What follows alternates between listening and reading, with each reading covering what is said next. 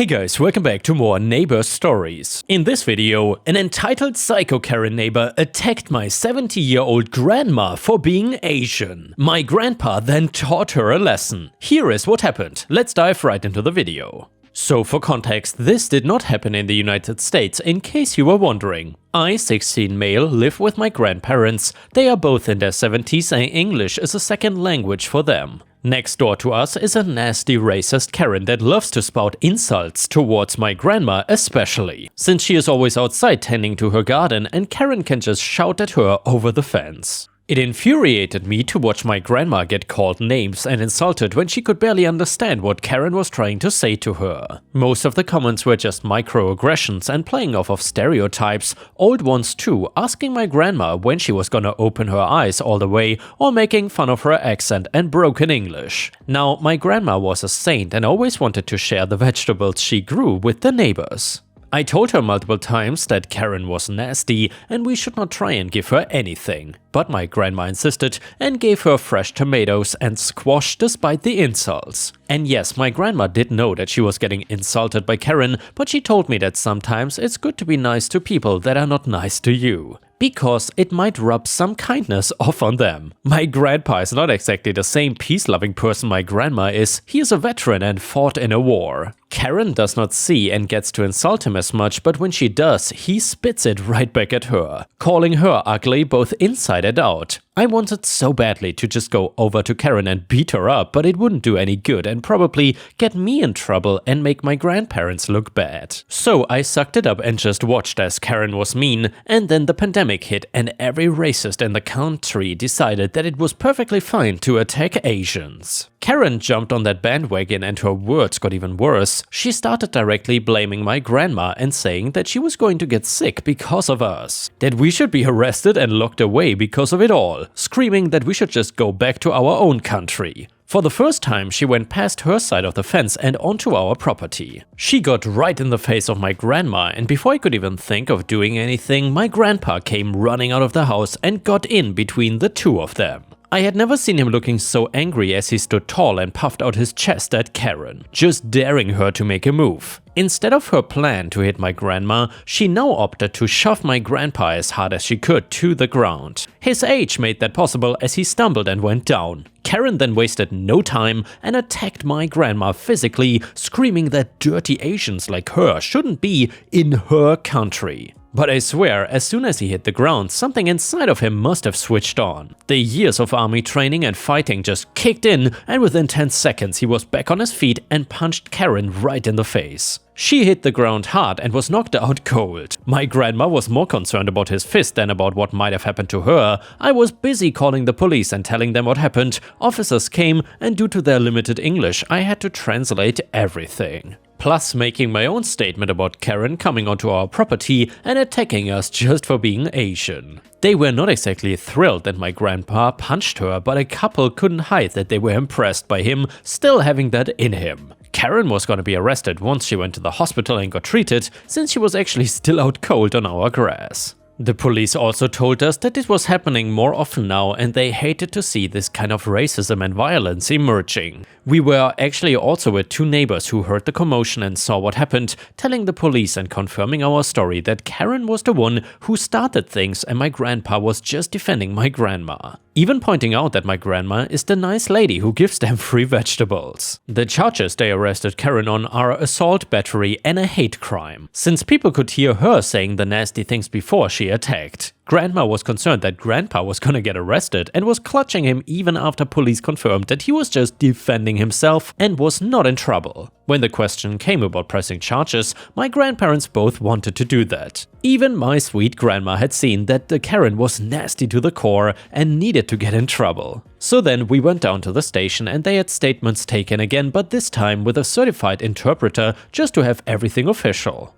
Karen was able to get out on bail in the end, but was confined to her house due to the proximity. She had an ankle monitor and everything, which believe me was the talk of the town. Especially since most neighborly interaction was standing on opposite sides of the street while walking their dogs or getting their mail. Since the matter was not really considered urgent, the courts pushed it way back, and really, I think while the country was still recovering from the pandemic, courts were mainly just dealing with things like murderers and other very serious crimes, letting Karen have to just wait and sit in her house until they were good and ready to deal with her. Now, she could have made things go quicker by pleading guilty and taking most likely a light sentence. I think they were wanting her to spend a year in prison or more house arrest if the prison system was still too much of a mess. She really believed that she was in the right though and wanted to go in front of a judge, convinced that he was going to let her go for all of this and punish the real criminals, aka my grandparents. It took almost a year to actually get to court, and she would have been better off pleading guilty, let me tell you. Not only did she push her racist comments into the courtroom saying that my grandpa should be punished because he is apparently the cause of the virus, but also that he doesn't belong in this country and we should all just go back to Asia where we belong. This Karen had to be told to officially shut up twice since she just couldn't help herself interrupting, especially when it was my grandpa talking about what happened, cutting him off and saying that he was dumb and didn't understand anything, that he was violent and crazy and cannot be taken seriously. The final straw came with her trying to reason with the judge himself, pointing out that he is white and must agree that hitting somebody white is worse than hitting somebody Asian. Trying to get the judge on your racist side of things is an easy way to make sure that you get punished to the fullest extent.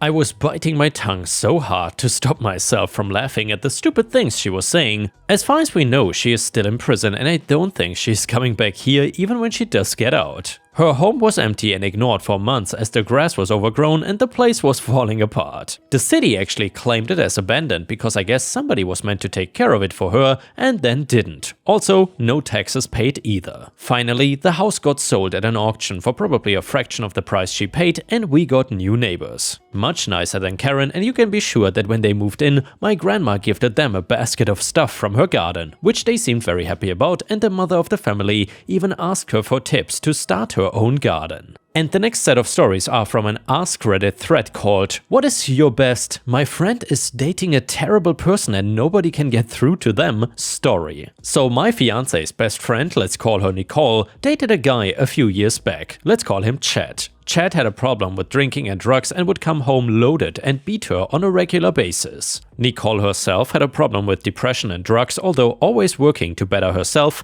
and believed that love conquers all, and Chad was a great person inside and that nobody saw the good in him that she saw. Nicole had a supportive family and stuck behind her through thick and thin, but Chad would always just enable her to use again. Nicole showed up to family dinners with bruises, to which Nicole would say they were just accidents and Chad did not mean to. Her family urged her to leave him and call the police, as the police wouldn't listen to her mom because she was not the victim. Nicole finally got on the right track and filed a domestic violence case against Chad. A restraining order was put in place and Nicole was back getting the help she needed and putting her life back together with the support of her family. The police told her to keep a log of any time Chad tried to contact her or see her or harass her. This turned out to be an everyday event of her logging his attempts without her responding to him once. After about 3 months of this, Chad began threatening her. And by the way, Ripestories, little trigger warning for the ending of the story. It is quite unexpected and a little bit violent, so if you want to skip this, maybe just skip like 1 or 2 minutes ahead. It's a very tragic story to say the least. Either way, let's continue with the next slide. Nicole reported every incident to the police and they would go to Chad and he would deny everything. Even with her daily logs she kept, the police said they were doing everything they could and recommended her blocking him, if she hadn't already, on all modes of communication and just ignoring him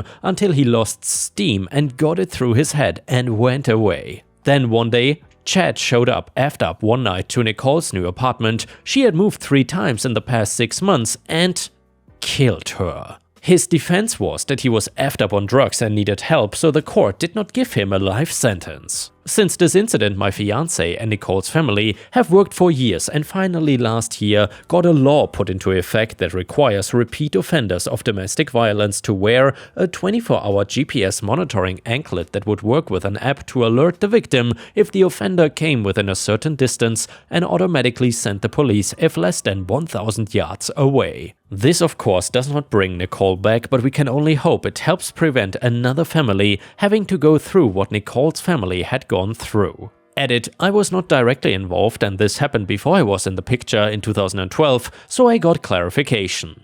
This guy, Chad, avoided the death penalty due to his drug use. He did receive a life sentence with no parole. He would have been one of the last death row inmates ruled before the 2013 MD ruling to ban future death penalties. It's always hard to ask my fiancée about her best friend, so I've always let her bring it up at her own comfort level. And the next one is another Ask Reddit story. So they each have a daughter from a past relationship. Her daughter lives with them and gets everything under the sun. His daughter is treated like an outsider when she has visits. Both girls are 4 and they were supposed to each get a tablet for Christmas, so I bought them each a tablet case as their gift. It was not until Christmas morning that I realized that GF's daughter was the only one to get the tablet. More often than not, when his visit with his daughter is approaching, the girlfriend picks fights with him and he ends up not getting his daughter. If it is not a scheduled visit for the guy and his daughter, the GF picks fights on Thursdays or Fridays and they break up for the weekend, and then she comes crawling back on Sunday night. This usually happens immediately after he pays all of their bills. Now they have a child together and she made him quit his well-paying job with benefits to stay home with the baby so she could become a waitress. He decided to go to school part-time, an hour commute, and she refuses to take care of their daughter on her days off, so he had to leave school.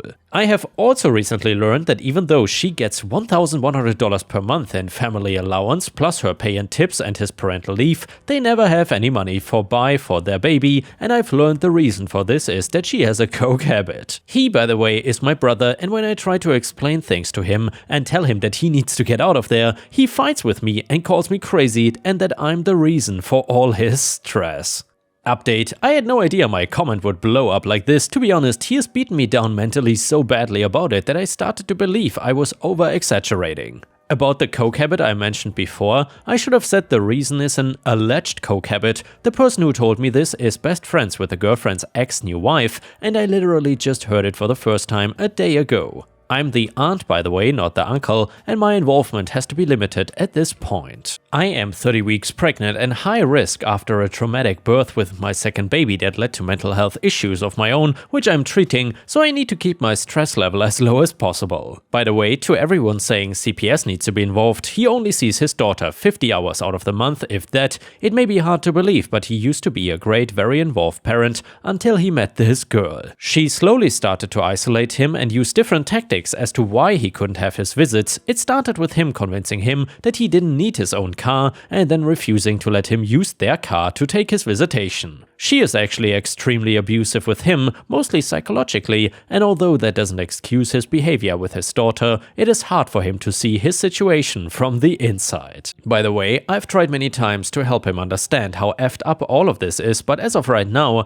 I'm 30 weeks pregnant and very high risk for many reasons, and I literally cannot handle the stress of it anymore. The last time he argued with me about all of this, I got so stressed that there was no fetal movement for 8 hours and I had to go to the hospital to make sure we were okay. To everyone saying I should take custody, my niece's maternal grandparents have full custody of her. About the GF affecting his visits, he lives an hour away from his daughter, and when they fight, the GF takes the vehicle, leaving him no way to get to his visits. I'll try to read through more comments as I go. Although my brother is a POS that desperately needs help, my niece is greatly loved and cared for by her guardians, aka her maternal grandparents, and she is treated like gold if myself or my mom take the visits my brother passes up. And the next one is another story from r/AskReddit. Luckily, my friend finally realized, but for a few years she was with this guy. She already had a baby before they got together, and then not long after she got pregnant with him. Now there's a lot to this story. Number one, her daughter she had before they got together was diagnosed with cancer like a few months into their relationship, and now I hold my hands up, he stepped up to the point that she called him her dad. But whilst going through this horrible journey, he would talk to other girls online behind my friend's back, and when she found out, she became super paranoid, and the poor woman had enough to worry about as it was. Anyway, this went back and forth for a while. They both cheated on each other at some point, the relationship was toxic, and fast forward to 2013, her daughter passed away at the age of 4. God, I miss her. Their relationship is still awful, but then finally the last straw, brace yourselves. When her daughter was still alive, she'd get a lot of charity money given to her from people, kept it in a piggy bank, and given the situation, there was quite a bit of money in there. Well, it turns out her now ex-boyfriend had been stealing her deceased daughter's charity money to fund his drug habit. And also stolen from his son's savings, leaving my friend with nothing at the time to spend money for her son's birthday. Edit: for all the people asking what happened to this POS, well, he ended up in jail for what he did. Stealing is not worth it, folks. The next one is a fantastic revenge story about an awful boss, and it is titled How I Got My Boss Fired When He Tried to Fire Me. Starting out, let me explain why there was not a mass walkout and I am the only one that quit despite us basically being terrorized and treated like slaves. The job market was in shambles in my city at that time, with something like a 40% unemployment rate. I knew someone with a doctorate degree in theoretical physics working at a local fast food joint, as it was literally the only place hiring. And also, the city had quick access to 4 research universities, but he got downsized due to lower admission rates. He is now the dean of the physics department at his former school.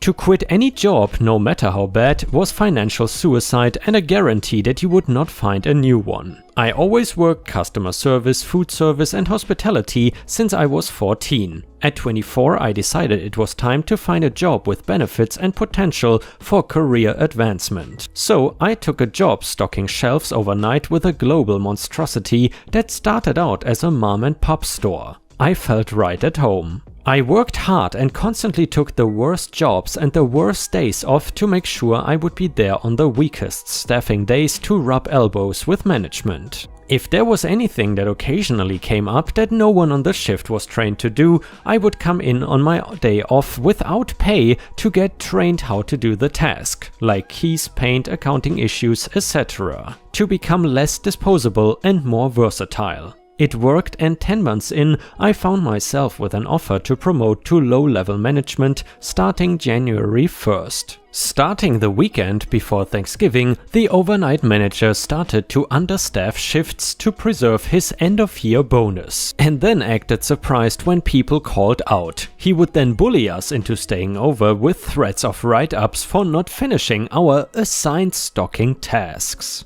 Upper management was notorious for just signing off on write-ups without looking into their validity, so each staff being assigned 13+ hours of labor to complete alone in 6 hours, while typically it was approximately 4.5 hours to account for tending to customers as well, was no defense. Since an employee could only get 2 of those write-ups in a rolling 13-month period before termination, we all would stay over as well as skip our breaks and lunches to finish. Those write-ups were also less job-threatening, as he would simply turn a blind eye to us clocking out for break/lunch and returning to work. But there was a catch. Since any approved overtime would count against his $73,000 bonus, approximately 11 cents per approved hour, he would never file the approval forms for the OT. This meant that it was considered unapproved, meaning that we were required to get approval to cut hours off our regular shifts to equal out what we stayed over. He, of course, never approved us to cut those hours. This was resulting in weekly write-ups from the same manager for unapproved overtime on those of us that made it to work every day despite the weather and missed holiday get-togethers with our families. Every week we would get our write-up and he would get praise for getting everything done with less approved staffing hours than typically allocated. Thankfully, write-ups for unapproved overtime didn't carry a lot of weight, but for 3 months they counted against your points for promotion opportunities. This went on until the week before Christmas. When I got my weekly write-up, I was told by the store manager, who offered me my promotion, that I would be suspended for overtime abuse the next time my manager submitted a write-up for unapproved overtime hours. Determined to not lose my promotion, I started telling the manager no. The second time I refused to stay over without him signing an overtime approval form and giving me a physical signed copy before I hit overtime, he wrote me up for abusive actions towards a member of management and actions with intent to undermine the integrity of management and store policies. This instantly cost me my promotion, which greatly upset me, and then, like the idiot he is, he left me alone in his office to sign the write-ups and the acknowledgement that I was no longer promoting. Initially, I was just going to accept it and resolve myself to spending the next 13 months working my tail off for minimum wage and go up for promotion as soon as they fell off. When I started reading the acknowledgement form, I found that I was not eligible to promote to management until I was write-up free for 5 years. This meant 6 years and 1 month before I could even try to get promoted again. All because I followed policy. So, rather than sign it, I wrote F off in Sharpie across his brand new desk, which he got for being such a great manager, walked out of his office, handed him my vest and name tag, and shredded the write-ups and tossed them into the air like confetti. And then told his no longer smug face that it was now my personal mission to get him fired. He lost his cockiness when it sunk in that I had just quit. I could see little beads of panic sweat forming on his forehead as he realized that the only person capable of performing certain highly essential functions for his shift was walking out the door. He shouted after me, telling me that he could talk to the general manager and see if he could get the time frame cut down to 3 years. He offered to approve all of my overtime the rest of the season, offered me a cut of his bonus and several other offers I cannot remember. Honestly, if he had offered to withdraw the write-ups, which was still 100% an option but he never offered, I wouldn't have accepted it. But I might not have followed through on my threat. I was too angry and too determined, and I didn't care if I became homeless as long as I never had to work there again. Now, how did I get him fired? Well, due to certain ADA agreements, I was permitted to carry a voice recorder with me at work so I could record important meetings, announcements and reminders. When I got written up the first time for unapproved overtime, I started recording his requests to both me and coworkers. I never used them to dispute the write-ups, but I never deleted them either. So I uploaded all the recordings to my computer, nearly 18 hours of audio, and sent it to the home office, CCing every store manager and compliance officer in the district. When I went in for my last paycheck, he was long gone. I was offered my promotion back, but I declined. The regional director then offered me my old manager's job with a $73,000 hiring bonus. Wonder where that came from, and I finally accepted the offer. This was just too good of an offer, and sooner or later I might even be able to rub it into my ex-boss's face that I stole his job in one way or another. Soon after I accepted this job, however, I then quit retail as it was just unbearable at some point. After 5 months of then being unemployed, living with my mom and barely surviving, I moved to another state and got a job working in a state prison as a guard, and I am very fulfilled.